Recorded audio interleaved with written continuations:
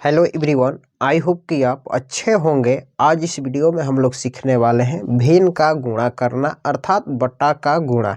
बहुत सारे स्टूडेंट्स होते हैं बोलते हैं कि हमें भिन्न का गुणा नहीं आता है। अगर आप इस वीडियो को देख लेते हैं तो आप फिर ये दोबारा बात नहीं कहिएगा कि हमें भिन्न का गुणा नहीं आता है। ठीक है, तो ज़्यादा टाइम को वेस्ट ना करके आइए हम लोग वीडियो को शुरू करते हैं।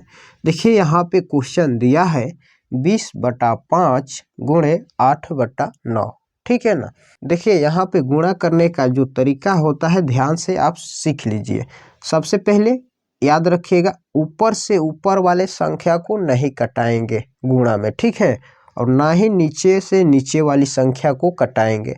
कटेगा तो एक संख्या ऊपर वाली कटेगी और एक संख्या नीचे वाली कटेगी। या आप कटाना चाहेंगे तो तिर्यक गुणा कर कर भी आप कटा सकते हैं। जैसे कि मान लीजिए एक ये संख्या कट रहा है तो एक इसको भी आप कटाना चाहेंगे तो कट सकती है, या इसे कटाएंगे, ये कट रहा है तो कटा दीजिए। ठीक है, इस तरह भी गुणा किया जाता है, लेकिन ना तो नीचे से नीचे वाली संख्या कटेगी ना ही ऊपर से ऊपर वाली संख्या कटेगी। ठीक है, तो चलिए अब हम लोग इसे सॉल्व करते हैं। तो देखिए सबसे पहले यहाँ पे क्या कटने वाला है। तो देखिए हम देखते हैं यहाँ पर 20 है और यहाँ पे क्या है 5 है। ठीक है, तो अब देखिए 20 जो है क्या 5 के पहाड़े में आता है?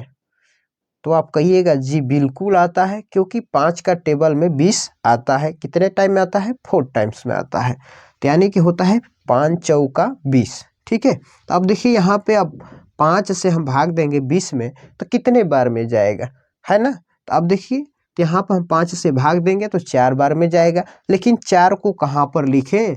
बहुत सारे लोग यहाँ पे सस्पिशन में हो जाते हैं, तो आज से सस्पिशन खत्म आपका। तो अब देखिए यहाँ पे 4 हम कहाँ पर लिखेंगे? जो संख्या बड़ी होगी, ठीक है, जो संख्या बड़ी होगी तो वहाँ पर हम लिखेंगे जो भागफल आता है, यानी कि जो भाग देते हैं, जो प्राप्त होता है, जो संख्या बड़ी होगी उसी के पक्ष में हम लिखेंगे। जैसे में देखिए हम 5 से भाग दे रहे हैं 20 में तो कितने बार में जाएगा? 4 बार में जाएगा। तो अब देखिए 20 बड़ी है तो यहाँ पर हम लिख देंगे 4, क्योंकि 5 के पहाड़ा में 20 आता है कितने बार में? 4 बार में। तो 20 बड़ा है तो इसलिए 4 को हमने लिखा ऊपर के साइड में। ठीक है ना। अब देखिए अब क्या कटने वाला है। अब यहाँ पे 4 हो गया और यहाँ पर 8 हो गया और यहाँ पे हो गया 9। अब यहाँ पे ये 9 है क्या? विषम संख्या, और ये 8 जो है और ये 4 जो है ये सम संख्या हो गया। तो ये सम संख्या और विषम संख्या एक दूसरे से तो कटती नहीं है। तो अब क्या करेंगे? अब देखिए अब यहाँ पे कोई कटने वाली नहीं है तो करते हैं क्या? जो संख्या ऊपर बची होती है उसे हम ऊपर में गुणा करते हैं, जो संख्या नीचे होती है उसे हम नीचे में गुणा करते हैं। ठीक है, तब देखिए यहाँ पे 4 में 8 से गुणा करेंगे तो क्या हो जाएगा? ये आपका 32 हो जाएगा। ठीक है, और यहाँ पे बट्टा में क्या बचा हुआ है? केवल 9 बचा हुआ है। तो यहाँ पर हम लिख देंगे 9, जो कि इस क्वेश्चन का राइट आंसर हो जाएगा 32/9। ठीक है, अब देखिए सेकेंड नंबर क्वेश्चन है, इसको तो आप लोग स्वयं बना सकते क्योंकि ये क्वेश्चन समझ में आ गया होगा। अब देखिए यहाँ पर भी वही काम करेंगे, ऊपर से ऊपर नहीं कटाएंगे, नीचे से नीचे नहीं कटाएंगे। कटाएंगे तो एक संख्या ऊपर और एक संख्या नीचे, वरना तिरछा तिरछी भी कटा सकते हैं। ठीक है, तो देखिए यहाँ पे कौन सी है संख्या जो कटने वाली है। तो यहाँ पर देखिए 9 है और यहाँ पे क्या है? 36 है। 9 से हम भाग देंगे 36 में तो ये कट जाएगा, यानी कि 9 के टेबल में 36 आता है। तो देखिए हम 9 से हम भाग देते हैं 36 में तो ये 4 बार में जाएगा। अब पूछिएगा 4 यहाँ पर क्यों लिखे? क्योंकि हमने इस क्वेश्चन में बताया कि जो संख्या बड़ी होती है उसी के पक्ष में हम जो भागफल आता है लिखते हैं। तो यानी कि 9 से भाग दें तो 36 जो आया कितने बार में? 4 बार में। तो इसलिए 4 हम यहाँ पर लिखे। ठीक है, अब देखिए यहाँ पर 16 है और यहाँ पे क्या है? 4 है। तो अब देखिए 4 के टेबल में हम देखेंगे तो 16 भी आता है।